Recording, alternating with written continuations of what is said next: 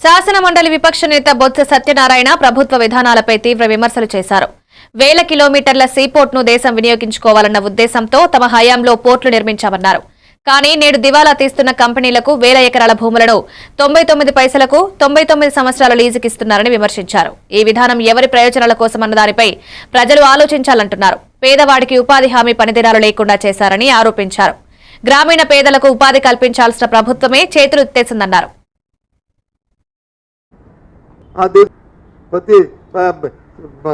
Seacoast వచ్చి సుమారు 1000 కిలోమీటర్ల సీకోస్ట్ ఉంది. మధ్య ఆ సంపదని మనం వాడుకోవాలి అంటే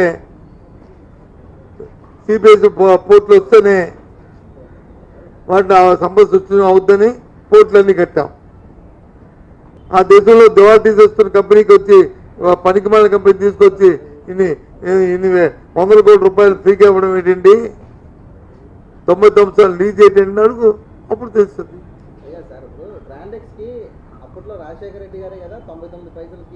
99 పైసలకి ఇవ్వలేదు కానీ బ్రాండెడ్స్ కి కన్సెషన్ ఇచ్చాం. కానీ ఆ బ్రాండెడ్స్ ఇవ్వబట్టి ఆంధ్ర రాష్ట్రంలో దాన్ని చేయబట్టే ఇన్ని లక్షల ఉద్యోగాలు వచ్చాయి, ఇన్ని వేల ఉద్యోగాలు. ఆంధ్ర రాష్ట్రంలో ప్రైవేట్ రంగంలో ఏదైనా సంస్థ వచ్చి ఇన్ని వేల ఉద్యోగాలు ఉందంటే బ్రాండింగ్స్. బ్లూకి ఇచ్చిన రాయితీలు బ్రాండెడ్స్కి ఎక్కడ ఇచ్చాం మనం? నేనే కదా వెళ్ళాను శ్రీలంక. ఇవాళ స్టీల్ ప్లాంట్ ఉంది.